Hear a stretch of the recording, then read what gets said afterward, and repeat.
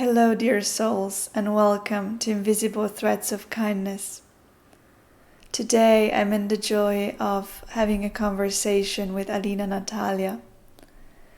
Alena is a teacher, initiated medicine woman, healer, and priestess to Earth and the deep feminine mysteries.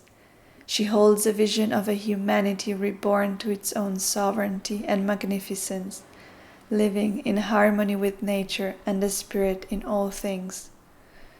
She walks in service of the reawakening and anchoring of a new era of feminine consciousness on Earth. Alena has dedicated her life to guiding others in awakening to their own embodied truth, highest potential, personal power, and the medicine that lives within each of us through returning to a reciprocal way of living with the organic powers of creation. She shares evolutionary shamanic medicine rooted in Womb Cosmology and the Lineage of Earth in service to Gaia. Over 20 years, Alena's path has guided her to study Ashtanga Yoga, Shaktism Tantra, Shamanism, Mysticism, feminine mysteries, and other ancestral medicine traditions from around the world. Alena comes from an ancestral line of seers, healers, and mystics from North Africa, the Mediterranean, and Eastern Europe. She continues to learn with gratitude under her teacher and mentor, a curandera and shaman from the Andes Mountains of Peru. She is also an apprenticeship of the creatress of Womb Awakening and holder of the priestess lineages of Isis and Mary Magdalene. Alena has taught and facilitated internationally for over 10 years. She offers mentorship containers, retreats and immersions, and individual healing sessions. I'm in great joy to share this conversation with you and to dive into the mysteries of womb consciousness, and I thank you for your presence. I'm really inspired by your rich journey and all you've been through and your very early recognition of your path, and I would love for you to tell a little bit about your journey, because there is so much and it's so profound and it's so deep, and I feel like it's going to be so inspiring for those who listen. So thank you so much for being here. Yeah, thank you so much for having me here. It's an honor and a pleasure to be here and share this conversation with you. Yeah, so my name's Alena, and I've always had sort of difficulty describing exactly what I do and who I am with words. And those words are always changing. And so I would say right now how I would describe myself and what I do and what path I walk is, I would say I walk a path of deep feminine devotion and earth devotion to an organic, feminine, life-honoring creatress consciousness that is moving through us and moving through the world at all times. And she has made herself known to me in many different modalities and experiences and aspects along my path, everything from traditional Ashtanga Yoga to traditional Tantra to Peruvian Shamanism to studying deep in the womb and the feminine mysteries and other earth-based traditions. And for me, through all these years, the last almost 20 years of walking my path and sort of seeking out whatever my soul was asking me to find from a young age, the common denominator for me has always been in service to this and in devotion to this consciousness, to this earth, to this mystery, to this feminine embodiment, and also this feminine consciousness. And as I said, she's made herself known in many different, modalities and through many different experiences. And so, where I am now, I would say that I'm practicing what I would call evolutionary medicine. I'm a medicine woman and a healer, and a teacher, a guide, a mentor. But I think most importantly, I would say I'm just a woman who is in this very deep devotion and service to this mother consciousness that I see emerging in the world around us, and I see emerging through women. And my soul is here, and my medicine is here to cultivate that and to return it and restore it back to this world, back to our lives, back to women, back to our consciousness, and to restructure our paradigm and our world so that we can hold that feminine life honoring consciousness again in a way that will guide us into a more harmonious and brighter, beautiful future that is life honoring and regenerative, rather than sort of where we're at the moment. And so yeah, if I was to capture a little bit about my journey and who I am and what I do, those would be my words. I'm a devotee on this path of deep feminine mysticism, and to return that consciousness back to earth as it's been hidden for so long, and the time to come back is now. So that's what I do in all of my work and containers and everything. That's the essence. Thank you so much for sharing. And yes, I definitely don't want to reduce it into a category or something specific. I know it's always so evolving, and I mean, each and every moment we can ask ourselves, who are we and what we're doing and what is happening. But I did wanted to have a little introduction. And it's something that actually really, I don't know, I appreciate within your energy, is that beautiful balance between that strength that I can feel and also this kind of softness and grace. And that's like something that really kind of called me into the work you do and your journey, because it really finds this beautiful space that really is also discipline and devotion. And I wonder maybe how you feel those, how you relate to those worlds of like discipline and devotion. Yeah, that's a great question. Thank you. So both discipline and devotion are important. What tends to create more disharmony in somebody's experience or path or energetic field is when we actually fracture those two things from one another. And I appreciate what you share about you feeling in my energy both this softness and grace as well as this strength. And I think we're kind of at this place in our awakening of the feminine, right? It's not just me who's doing this. It's not just me who feels called to it. There's something collective here moving that's a part of our evolution, and I'm just a part of it. But what I've been seeing is, as women have been awakening to their feminine and exploring what it means between feminine and masculine, what I started to observe is actually we're still fragmenting the integrity and entirety of what it means to be in the feminine dimensions, even though we have our best intentions at play. And so what I mean by that is, for me, the feminine holds both strength and grace. And that might sound obvious, but in practice, I find that a lot of women will reserve their softness and their grace and their receptivity and their surrender to what they're going to call their feminine side. And what happens is because we have not fully claimed the dimensions of our feminine that are strong, powerful, structural, sharp, forceful, strong, and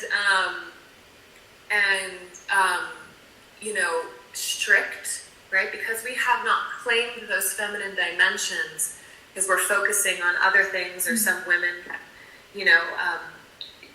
put into these other polarities or dichotomies of, masculine, feminine, and trying to balance the two. What tends to happen when we focus on balancing the two instead of embodying the whole of our feminine multidimensionality is we end up fracturing the aspect of the feminine that is strong and is structured and is powerful and is strict, so that when we do start to move into the world or into our creations or into our spiritual practices, when we need to call on an energy or a frequency that's stricter or more structured, we tend to default into our masculine energy. And women do this in many different ways. We do it in our work, we do it in our business, we do it even in our relationships and partnerships, right? We'll suddenly step into like a masculine energy when we need to get things done. But again, because this energetic dynamic is rooted in a fragmentation and a non-claiming of the wholeness of the whole feminine experience, ultimately what's going to happen is we're going to get stuck and we're going to burn out. And I've seen this so many times, and it's also happened to me in my own journey when I was younger. And so when I think about devotion and I think about discipline, to come back to that question, I find that discipline is something that women will very often default into without fully anchoring in first into the embodiment and the source of their devotion. And what happens is we start to approach spiritual practice or exercise and dieting and having good rhythms and having good practices or building a business or raising a family from this frequency of male paradigm, masculine paradigm discipline. And what will then happen is we will be removed from that feminine root, that feminine source. And because that discipline is not exactly rooted in anything, eventually it's going to exhaust us, or we're going to start hating the sound of our own voice, right? When we're trying to tell people what to do and trying to get things done, and we feel like, you know, if we don't do it, no one does it. And it becomes, we enter into this energetic state of consciousness of isolated, I have to do it alone, I have no support, I have to push, I have to burn myself out in order to get something done. And that's just not how the feminine thrives. You know, she thrives in balance, she thrives in her cycle, she thrives in harmony, she thrives in the things that feel like we're in our alignment with our soul or with something deeper than us. And so what's interesting is, you know, if we look at traditional Ashtanga Yoga, where I have practiced for 15 years and where I went into that very strong direction of discipline. And it was really good for me because I was very unstructured when I was younger, and I was very more like in my dreamy, flowy, feminine state, and it was very hard for me to find structure, to find discipline. But I found Ashtanga Yoga, and it saved my life in many ways. But after about 7 years of very intensive practice, I had a back injury that didn't happen within the yoga practice, but came separately. And I was unable to do my yoga practice for months. And in that time of not being able to practice Ashtanga, and then in the time after, where every time I did my practice, I experienced pain. And I had to really, really rewire my whole approach to my yoga practice. And it came to me one day as I was standing on my mat and trying to practice without pain. Why am I doing this? Right? What is this ultimately for? Right? Because I know how it's for me. Like, I know how it makes me feel good, and it gives me a sense of routine, and it's given me so much deep healing and spiritual depth and experience. But if I'm gonna look one layer bigger than me, what exactly am I doing this for? Right? And that's when I recognized that my intensive discipline had actually been removed from the devotion I was even cultivating in other spiritual practices at the time. I hadn't connected those webs or those dots for myself yet. And it's interesting because if you look at the traditional yogic texts and you look at the sutras, one of the yamas, literally expresses itself as we must surrender to the divine, right? We must surrender our practice. We must surrender the fruits of our labor. We must surrender what we do to the divine. And there's a lot of ways of interpreting the yamas and the niyamas, but for me, what I really felt was this is actually that feminine element in here that's encoded, right? And what many people believe to be a very masculine practice. And that feminine element is devotion. What am I actually doing this for? If I'm going to offer this up to something greater than myself, a vision, a being, a frequency, energy, what am I offering and who is it to? What is it for? And so things began to shift for me very profoundly at that point. And I began to recognize that when we live in a deep state of feminine devotion, meaning we are connected to the source that guides our vision, our mission, our soul, in a sense of being in a level of relationship, almost of service, right? That I'm not just doing this for me, I'm doing this for us. What begins to shift is suddenly we plug ourselves in. This is kind of how I see it. We plug ourselves in to this source of frequency, of energy, of something that is bigger than us and something that is infinite and unconditional. And when we begin to move from that place of devotion, it's as if the structures begin to create themselves in a way that feel good, in a way that feel aligned. And that's an organic discipline. It's not a discipline in a sense of, I have to do it. It's a discipline in the sense of, I desire to do it. I want to do it. Everything feels good when I do this, or when I don't. And I started to find in a lot of the women that I worked with that they were taking this very disciplined approach to spiritual practices that were designed to connect them to a feminine frequency. And I would see that they would get stuck because we cannot enter into this state of feminine embodied frequency and connection if we are moving from this disciplined masculine energy. They just don't work in the same way. Men have a different way of relating to this, but for women, we really will struggle with that. And so, long story short, how do I feel, how do I experience discipline and devotion? They're both important, but they need to be married. The discipline must be born from your own union with something that you are devoted to that is bigger than you. And that is the source of your vision, your magic, your medicine, your journey.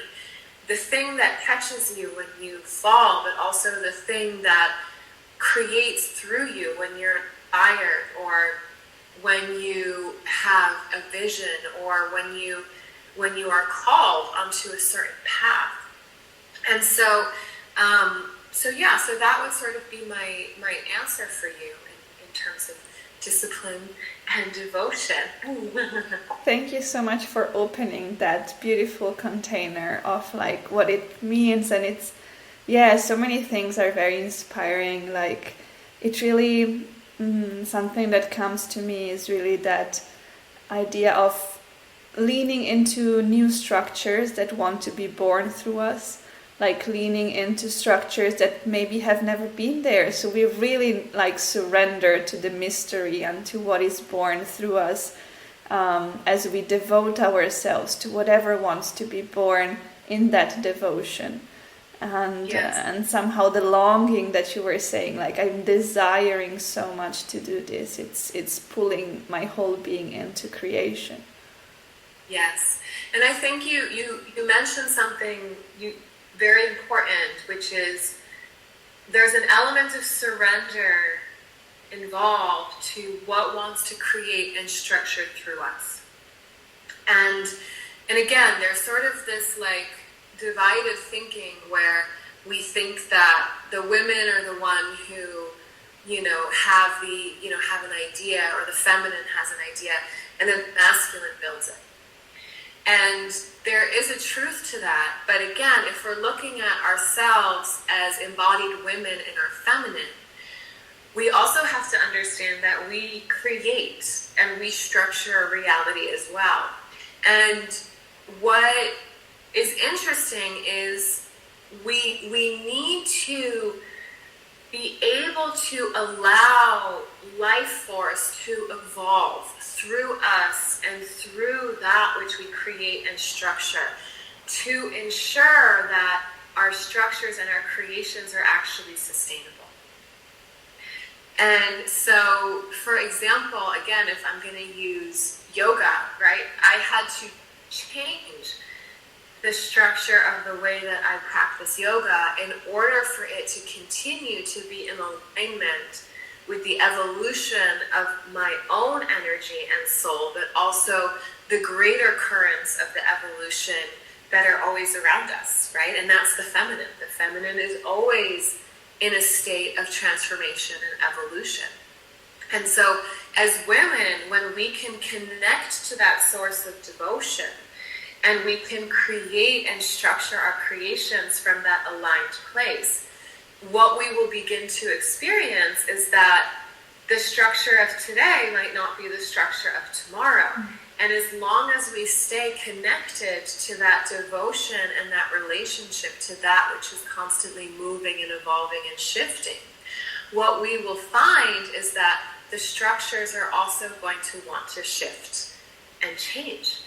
And when we align to that evolution, and we allow the structures as well to evolve in alignment with that, we will find ourselves in this constant state of sustainable creation. As opposed to, again, this is what a pattern I sort of see is we get an idea from our feminine, but we build it from the masculine, and then that structure that we've created is suddenly disconnected from its origin, from its source. And so when it's time for that structure or that creation to change or to shed that skin, we will hold on to it because that's sort of how we've been conditioned. And we won't let it change, or we won't let it die. And what we do in that moment, again, we shift back into this masculine paradigm because we have forgotten that our feminine knowing can hold that too. We just need to trust it. Yes. And so in that sense, it's like what you said, surrendering to the creations and the structures that want to come through us, and what doesn't, even though in our heads it might be like, oh, but I really wanted that, Yes, and I think I love the idea that you're bringing of fluid structures, of really places that are where it's not final. It's always moving. It's creating and destroying, and it's always very cyclical. And yes. It really relates, I guess, to the idea of connecting to the greater feminine. Not only to us as feminine, but to the greater feminine. And this is something that both men and women can do, and surrender into that devotion. So, and you speak a lot also about this sense of consciousness that connects us to the feminine, that when we spoke before, you called womb consciousness. Yes. So, yeah, so can you tell us a little bit more about that space of womb consciousness that we can connect to and birth from? Yes, great question. So again, I feel like our language is so limited in its ability to capture these dimensions, or these realities, or these subtleties of the spiritual dimensions. And so womb consciousness is what I've started calling something that many people call by many different names. And some people call it the void, some people call it a womb cosmovision, or a gynocentric cosmology, or a matrifocal paradigm, or a different timeline or dimension that is in essence feminine or organic. The reason I feel that womb consciousness came to me is because at the core of what I mean by womb consciousness is what you just said, which is that everything in the universe, from the smallest cell to the greatest galaxy, is constantly moving in these cycles of death and birth and rebirth and death and rebirth, and in this sense, it's, and then of course we recognize on Earth, we recognize the lunar cycles, the seasonal cycles, the circadian cycles of night and day, the cycle of our respiration, our inhalation and our exhalation, and the cycle of our life. We're born and then we die.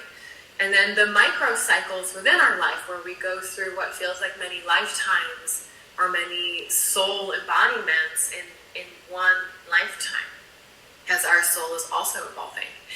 But what is probably the most interesting piece for me about this is that this cyclical reality is encoded immaculately within the womb of women. And within our wombs, we have these cosmic codes of creation and destruction that are just there, and they're moving through us every month, whether we're noticing it or not, during our bleeding years. And so we have our follicular phase, our ovulation, our luteal phase, and menstruation. And this all is moving cyclically, held within a constant container that is always alive and conscious, and that is our womb. And so what we find is that, or what I find, is that the entire universe is made up of these multi-layers of wombs that are holding cyclical cycles that are constantly in their process of evolution, being life and death and rebirth. And there's all these layers of containment, of wombs upon wombs upon wombs that are holding us. And, even the metaphorical wombs, right? Like a spiritual container is a womb, right? We enter into a spiritual container to go through a process of death and rebirth so that we can change and transform. And so everything that creates process of or everything that contains this process of creation, manifestation, decay, death, and rebirth is contained within a womb, whether it be a metaphysical or a physical container in that sense.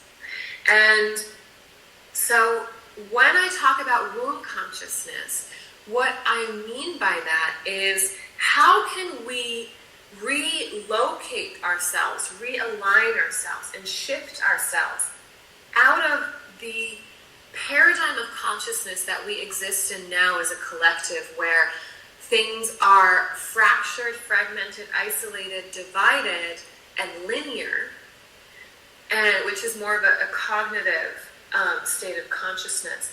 And how can we return ourselves and relocate ourselves back into womb consciousness, where we're in alignment with these greater processes of Earth, nature, and the universe? And what happens when we do relocate to that place? And this is really the essence of the work that I do. I would say, at the end of the day, if I do one thing, the healing comes, the revelation comes, the medicine comes, the power, the creation, whatever people are seeking comes when we can relocate them back into this organic paradigm where we have always belonged and where we come from and where we used to live quite consciously, and when we can relocate back to that and start living within that consciousness, living once again within that cosmology of understanding. And I have found that when people do return back to that, a lot of the original wounding that many people are walking with that manifests in also more superficial layers of wounding begin to just dissolve. And begin to find their own harmony. Because no longer do we feel like we don't belong. No longer do we feel like we're not good enough. No longer do we feel like we're separated from everything.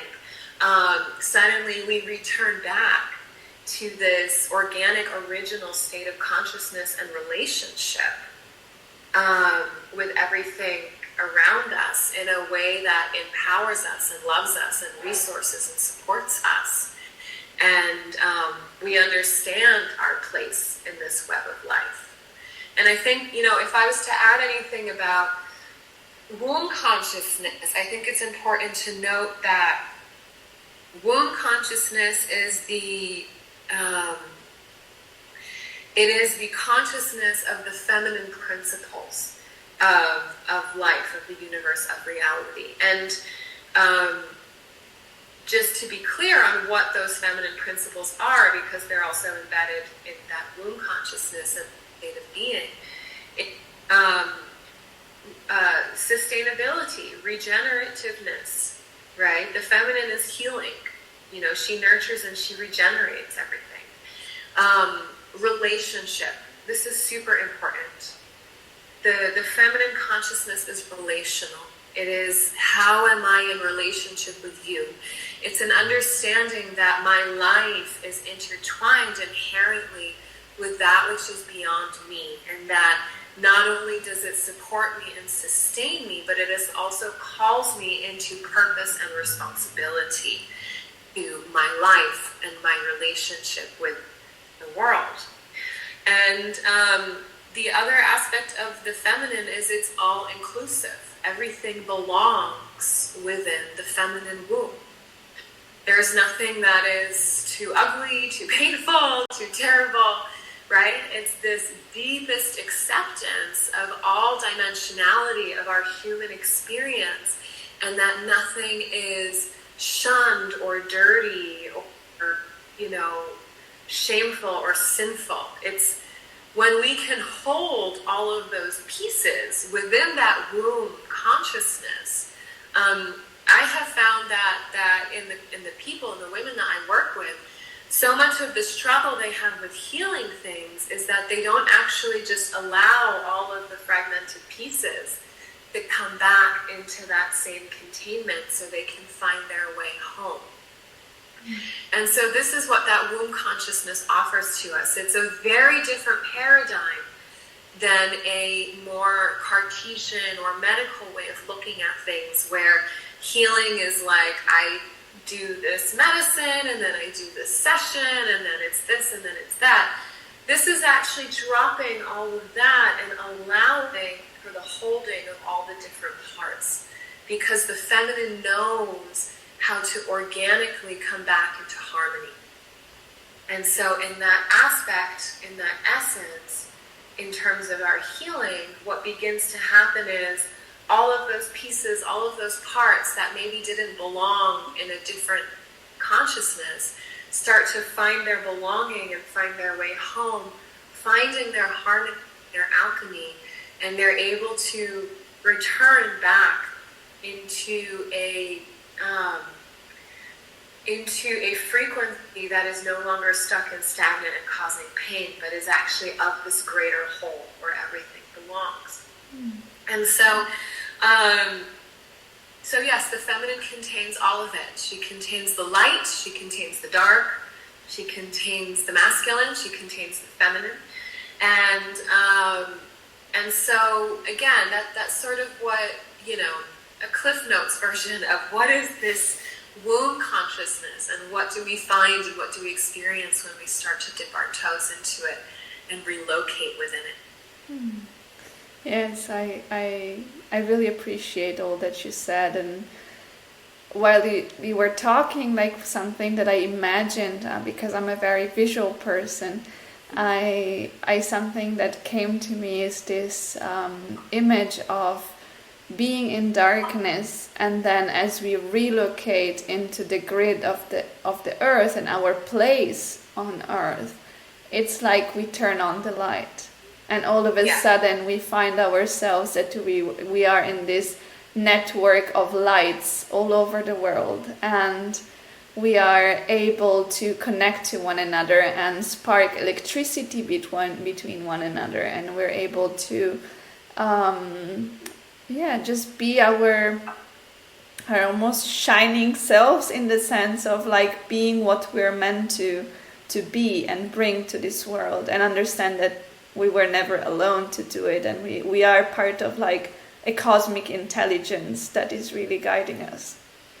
Yes, exactly. And it's interesting because every ancient religion or spiritual practice on earth has origins in a feminine consciousness.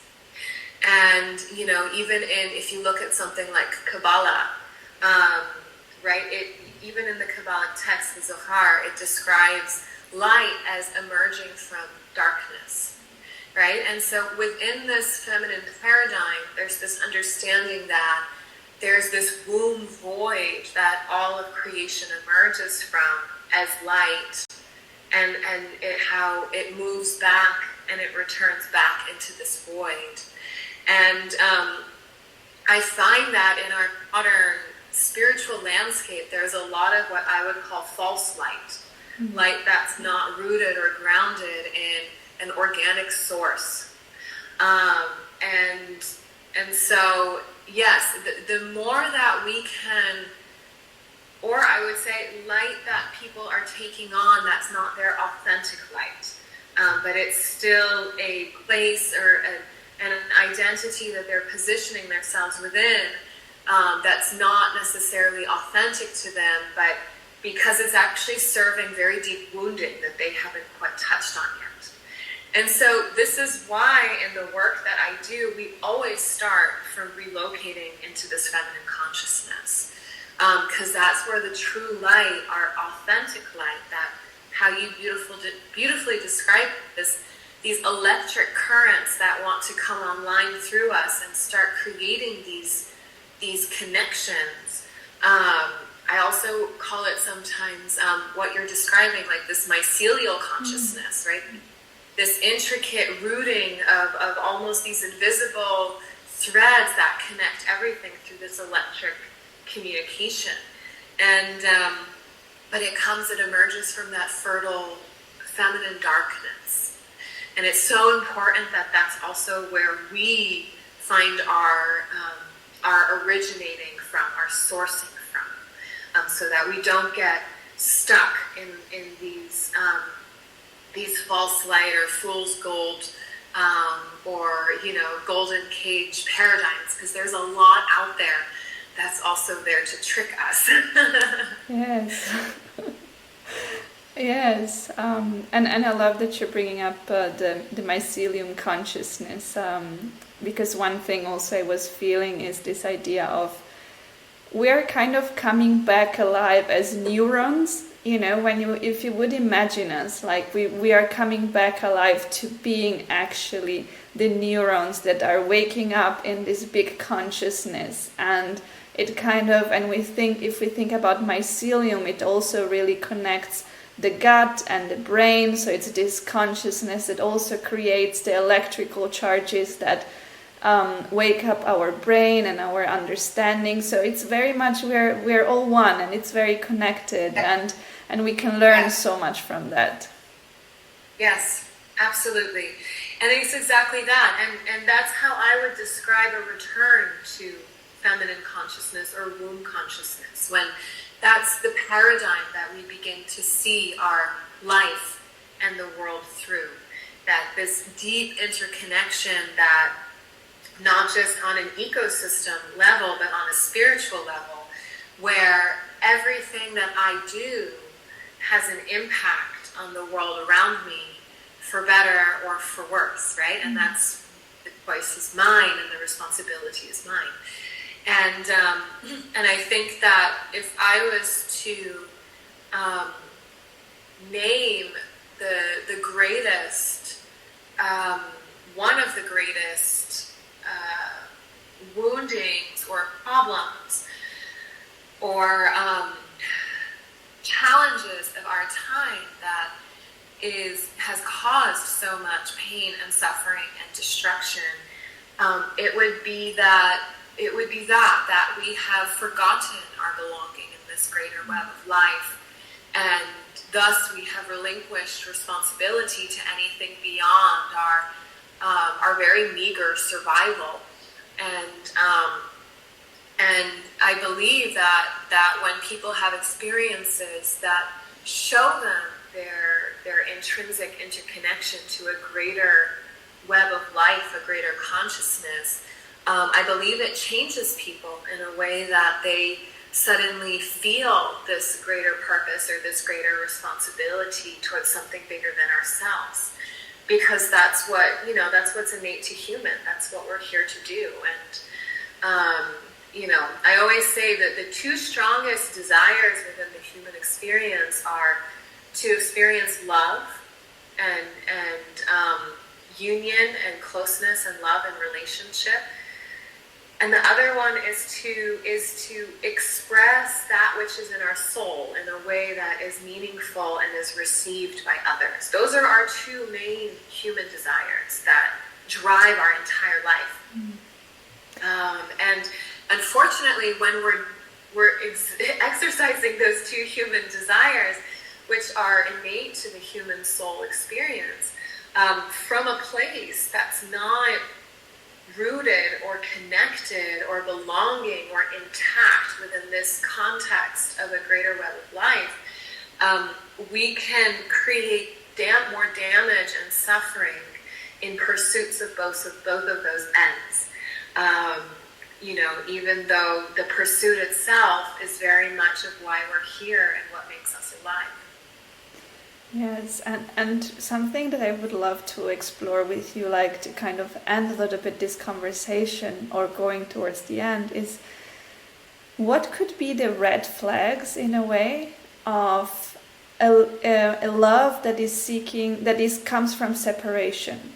So how can we define a little bit the red flags or the illusions that come from a love that is actually rooted in separation? Right. So all of our wounds and all of our gifts actually are encoded in our relational experiences, right? Because we are relational by nature. And so our deepest wounds are going to have occurred within a relationship that felt like something made us fracture somewhere, right? And this could be as simple as our parents, or it can be as complex as something divine or the earth, right? We'll feel pain and separation and fracture in those relationships, greater than human relationships too. I think to define a red flag is very difficult because people are so complex, and the ways that they're going to express pain or a deep crack in their foundation of relationship is always going to be different to the next person. I think if one is inquiring into oneself, what we can look for is very simple, very simple sensations within our body when we are coming into a relationship of love that feels intimate. Because our bodies never lie in terms of what is true and what is not true. And similarly, they're always going to reveal to us what is beneath the surface. And so I think it's less about seeing the red flag in another, and it's more about understanding in oneself where can I be more conscious and be more in this experience of holding and allowing for my pieces to fuse back into a harmonious state, so that I can be the one who can know and enter into a relationship of love with somebody whom I know is going to be able to offer that same level back to me. And the truth is that we're always going to be healing, and we're always going to be coming across things in our relationships. I've been married, or been with my husband for almost 10 years, and I can definitely say that we're always deepening into deeper understandings of how to be in love and how to be in relationship. And I think it's less about the red flags, and it's more about how does one take responsibility for themselves when entering into relationship, and ensuring that you're with someone who is also on that same commitment level of taking responsibility to their end of the things that are going to come up. Because our wound goes so deep, you know, and it's, we're never going to meet someone who it's like, oh, you know, we know for a fact that there's not some aspect of that that's leading from a wound of separation, right? And so that's why I say humans are so much more complex than that, because certain aspects of your relationship could be showing up from this wounded place, while other aspects are completely intact in a state of true love and union and partnership. There's a lot I can say about partnerships and union and love and balance and relationships, but yes, that's what I'll say for now, because I really could go on for a long time talking about how to be in relationship in a way that is truly conscious and supporting the union and the creation within the union and the evolution of both souls. Yes. Yeah. I love that, because even though I probably expressed myself badly or in a way that wasn't completely understood, I meant exactly what you said, like back. So I love that, because I was actually thinking about the red flags within ourselves, like within our own perception of like when and you said it so great, which was like we feel back into the body and we feel where is it aligned and where does it not align, and how can we make the difference from within the body. And yes, definitely from within ourselves we can never go and point fingers on someone else, because we are only mirrors to one another. So yes, we are mirrors to one another. And what I really find people struggle with is taking responsibility. And so when we can learn to take that responsibility for oneself, again, not in this like disciplined, you know, very militant way, but with a vision of a greater possibility and a greater place in our relationship with something bigger than us, it becomes quite beautiful how much we can evolve and heal and uncover and discover about ourselves, and how much actually beautiful impact we can have on the world around us. Yeah. Yes, and yeah, I mean, I would love you to maybe share a few words to more of an encouragement for people to how to enter a conscious relationship with an open heart. I think what I find people doing is people have different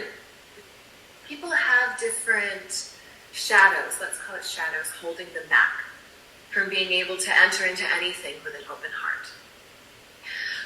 And I think, again, always having a good layer of self-awareness and knowing thyself and shadow work under our belts is a very good way to understand, first of all, what's going to come up when we enter into the relationship, so that we can stay grounded in ourselves as we move through and work through challenging things that come up.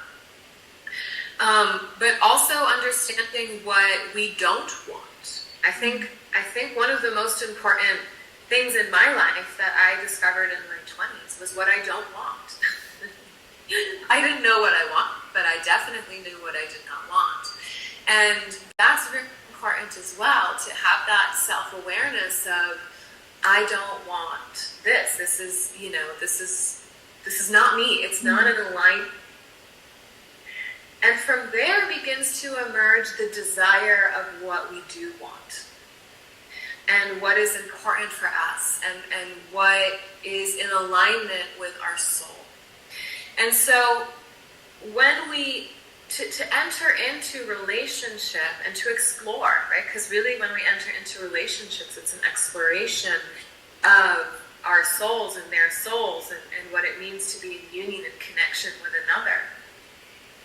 But to come from this place of, again, centeredness and awareness of self, so that we know when things are coming up that are desiring to be worked with or seen or held or alchemized or shifted.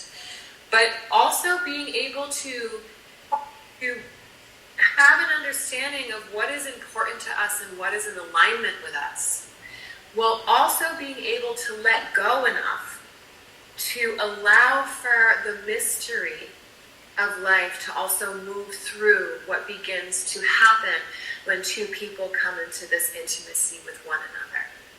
And again, everyone's different, and I could, I say, well, this could happen, and this is what people have challenges with, or that happens where I see people have challenge, but ultimately there's this holding true to oneself while also being in surrender, knowing that you're going to get triggered, or things are going to come up, and nothing's going to be perfect, and it might feel good today and it won't feel good tomorrow, and being able to receive those experiences and surrender to those experiences in a sense without expectation.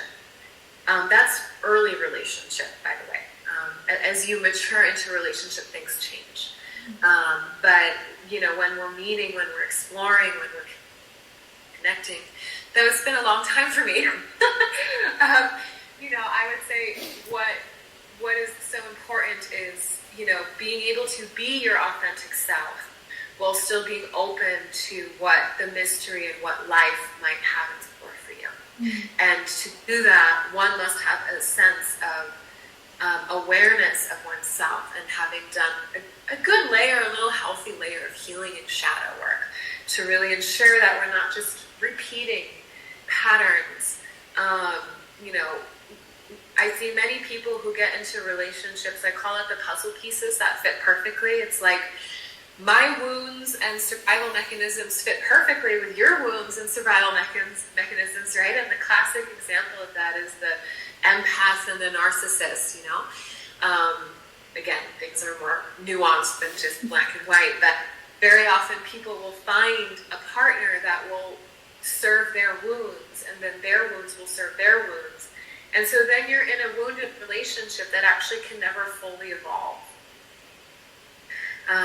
And so again, making sure when we're entering into a relationship, we're not wound bonding or trauma bonding or seeking somebody to feed our wounds, right? We're there to grow and evolve with somebody who, like you said, is the mirror or the trigger, or is going to show something back to us that we could take this responsibility for transforming into something new. Yes. Yeah.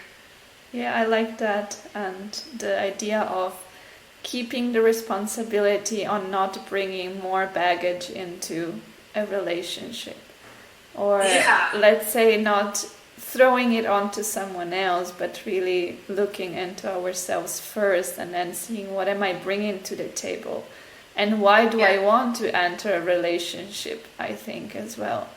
Like I feel like that's like a big question, I think, to really go deep into saying, what is it that I'm looking for, and what is it triggering in me? Why do I want this? What kind of me is it nurturing? What part of me? Yeah. Mm-hmm. Exactly. And again, it's, everyone is so different and every experience is so different. And I have my own experiences, that led me to where I am and the experiential knowledge or wisdom and relationships that I now have. But again, I think it's, really understanding that a true union and partnership is a creative, evolutionary force on Earth. Not a drama bucket. Right? I always say relationships are hard, no matter what. So find someone with whom it feels easy, not with whom it's just going to be more dramatic and more complicated. And that's when you have the possibility to create something of evolution with that person. And yeah, it's like I think back on it and I'm like, wow, that sounds exhausting to be in like a drama heavy relationship. Like I feel like my husband and I are so in this focus in our union of like really creating this paradigm or this structure of a world that we really believe in and want to live in. And that in itself takes so much energy and focus and deep work for each of us. And so, no, I couldn't imagine going back into those places of, oh my God, he didn't call me or he didn't text me. Or, there's a person in our partnership or whatever, But, I like to keep things energetically organic and in that integrity, in that alignment with how nature is moving and creating as well. And so, there's a magic to the coming together of a feminine frequency with a masculine frequency of what could be created. And so I really deeply honor that and have worked towards and tried towards cultivating that in my life and relationship. Yes, and I'm so thankful because as we are recording this, it's also the day of Beltane, and it's the day of fire and also of sacred union in a way, because it's the moment where it all kind of comes to life, and so it's this union of all the forces. So I also think it's a beautiful time to also honor that sacred union within the cosmic greater world and within ourselves, and how it can, and I think maybe it really should be a commitment to that devotion, as you were saying, so that we can commit to being devoted to what we want to create and what kind of relationship we want to get into, and becoming a container for that love. Yes, absolutely. And I love that you weave that in, because a relationship is a practice of devotion, right? And you're in devotion to that which you are sharing and creating together. And in a sense, you're also in devotion to the soul of the other. And that their soul can also experience the evolution and the purpose that it came here to experience. And, you create this sacred dance with that person, where you each are supporting the union and what you create within that union, but also the individual souls and what our individual souls have come here to experience, and our each unique purposes and how then they weave together. So it is a deep, deep practice of devotion as well, in fact. And I find this with a lot of, I think that in our modern world, we're a little confused about relationships these days. And, which is fun, everything in its own experience of itself. But, I think that a lot of people, when they step into relationship, there's always like a back door open, and I think that the experience of stepping into a relationship, knowing that it's only forward, and of course, there's certain circumstances that really don't make relationships tenable, but that energetic commitment of being fully located within the container, coming back to womb consciousness, within the containment that is the relationship that holds us, is powerful beyond measure. And it is powerful for us and our soul's evolution and our medicine and our capacity to create, but it's also powerful for the world. What people in that devotion and that deep commitment to that union can actually create and bring it into Earth. And yeah, I talked to some of my friends, and they're like, yeah, we have this problem and that problem. And I'm like, but I always feel like you have this sense that you could just leave. And they're like, yeah. And I'm like, well, maybe you should try moving into this relationship from the sense that you're here, and there's not half of you with a foot in another place. Right? And this kind of, this moves us almost into shamanic work, right? Because the part of the work I do is shamanic. And, the shaman will say that one cannot have true power unless one is truly located in a place and in a location, and not dismembered and dispersed in various different timelines at the same time, right? It's like we have an embodied, solid location in a present moment. And it's from there that we can actually source power and source harmony and integrity and alignment and creation. And so it's the same with relationship or anything else we're trying to cultivate in this reality is, are we committed to it? Are we devoted to it? Are we fully energetically located within it? Or are we kind of like, sprinkled out into various places, and many people are, and they don't notice it, because we live again in such a fragmented, fractured psyche and consciousness that it's almost just this normal thing, that we never have to really be fully anywhere or anything. Yes, a commitment to surrender into the mysteries. And I would love for you to tell us, for people who want to reach to you and they want to learn more about the mysteries you offer and about the magic you offer and about maybe learning to go to this path that you have been walking for so long. So what's the best way for people to get in touch with you and to learn more about your work? Well, I have my Instagram and I have my website, and my Instagram is Into the Wild Medicine. And then my website is my name, AlenaNatalia.com. I'm sure you can write it somewhere for people who want to find it. And there you'll find what I'm currently cooking up and offering. And I'll say that my offerings are always in alignment with what the greater organic evolution is asking of us, of me, and of what is needed in the great collective. And so things are always shifting in that way, but I always am offering one-on-one mentorship containers, and then I'm now offering online group containers where we're working through sort of different, I'll call it different dimensions of the medicine wheel, working with different dimensions of spiritual frequency and magic and medicine that meets us in different aspects of our multidimensionality, as well as where we're at in our soul's path and soul's journey of evolution. And so all of my work is founded and located within this womb consciousness feminine paradigm. Everything you do with me is going to be a way of returning back to that feminine consciousness, because it's the very root of what I do, and I actually find that to go deeper into the mysteries or into the work and the medicine that I share, you need to be located first in this more consciousness to really be able to meet and receive the depth that is available to us. And so everything I do is a part of that greater path of realignment. And then, of course, I have different levels of or layers of offerings.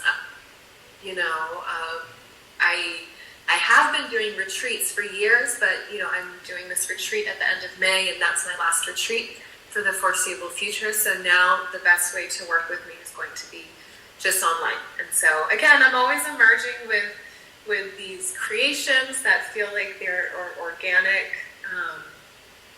responses to what is and what is being asked of me or what wants to move through me. And yeah, they're on my website or they're on my Instagram, and yeah, that's how. Thank you so much. Really, it's I would keep going, but I think it's already so rich, and I wanna leave the space for people to take this in and to really start from here and feel everything that you've been sharing with us. And I really want to thank you wholeheartedly for making the time and the opportunity to exchange. Yeah, thank you so much for having me. It's been really lovely. It's been lovely chatting with you. Thank you so much. And yeah, for everyone who's listening, I'm gonna wish you a blessed day. Thank you. I'm very grateful to your presence. Thank you for listening, observing, and accompanying me on this journey.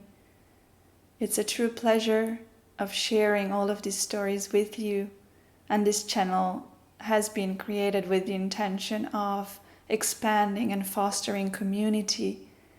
So please feel free to connect or share your thoughts and feelings, if resonant or not.